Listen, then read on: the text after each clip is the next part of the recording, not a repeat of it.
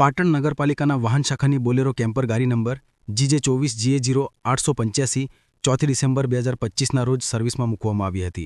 ત્યારથી ગુમ થવા પામી હતી. જોકે આ બાબતે પાટણ શહેર કોંગ્રેસ પ્રમુખ દીપેક પટેલે મહિન્દ્રા શોરૂમમાં તપાસ કરતા ગાડી સર્વિસમાં આવી ન હોવાનું સામે આવ્યું હતું.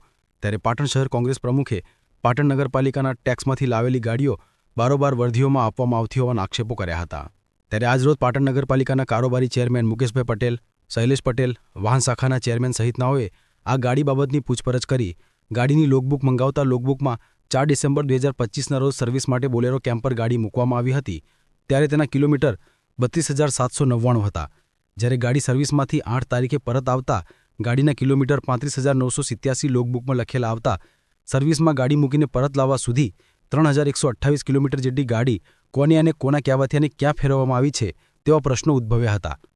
તો આ બાબતે પાટણ શહેર કોંગ્રેસ પ્રમુખ દીપેક પટેલે આ ગાડી સર્વિસમાં મૂક્યાથી પરત લાવવાના 4 દિવસ સુધી ગાડી ક્યાં ગુમ રહી અને કોના કહેવાથી આ ગાડી ફેરવવામાં આવી, તદુપરાંત પાટણ નગરપાલિકાની ગાડીમાં દારૂની હેરાફેરી કે અન્ય ગુનાહિત પ્રવૃત્તિઓ કરવામાં આવી છે કે નહીં તેની તટસ્થ તપાસ કરવા પાલિકા તંત્ર દ્વારા પોલીસ ફરિયાદ કરવામાં આવે તેવી માંગ કરી હતી.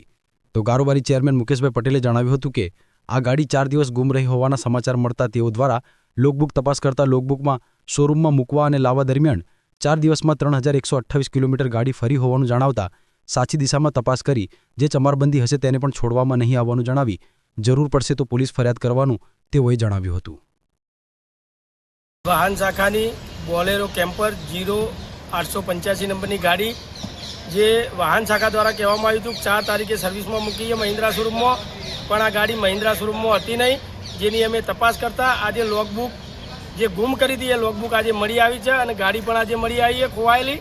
તો આ ગાડી જો સર્વિસમાં મૂકી હોય તો ગાડીના કિલોમીટર મૂકી ત્યારે 35,927 હતા, ફરીને આવી ત્યારે 35,927 હતા અને ગાડી જ્યારે સર્વિસમાં મૂકી ત્યારે 32,799 કિલોમીટર, એટલે કે ટોટલ 3128 કિલોમીટર ગાડી ફરીને આવી 4 દિવસમાં.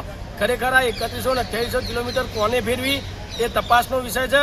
આ પોલીસ ફરિયાદ થાય તો જ આની સાચી હકીકત બહાર આવે. તો પાટણ નગરપાલિકાના સત્તાધીશોને મારી નમ્ર વિનંતી છે કે આમાં પોલીસ ફરિયાદ દાખલ કરી અને આ ગાડી જેને બી આવા આ ગાડીનો ઉપયોગ થયો છે, કોઈ દારૂની ખેપ વાગી છે, કોઈ બીજી જગ્યાએ વપરાય છે, ક્યાં વપરાય છે એ તપાસનો વિષય છે.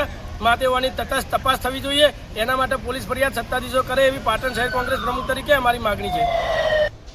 જાણવા મળી છે કે આ ગાડી 4 તારીખે નગરપાલિકાની રિપેરિંગના માટે એ બહાર ગઈ હતી અને 4 તારીખથી 8 તારીખ સુધી એ 3,000 કિલોમીટર ફરીને આવી. ક્યાં ફરી એ તપાસનો વિષય છે. અમને જાણવા મળ્યું છે, અમે એના માટે તપાસ કરાવવાના છીએ. કોઈ પણ ચમરબંધી હશે આમાં એને અમે છોડીશું નહીં અને સાચી તપાસ કરી અને જે આમાં ગુનેગાર હશે એના ઉપર અમે એક્શન લઈશું. પોલીસ કાર્યવાહી કરવામાં આવશે. હા, અમે પણ પોલીસ કેસ પણ કરશું જવાબદાર વ્યક્તિ ઉપર.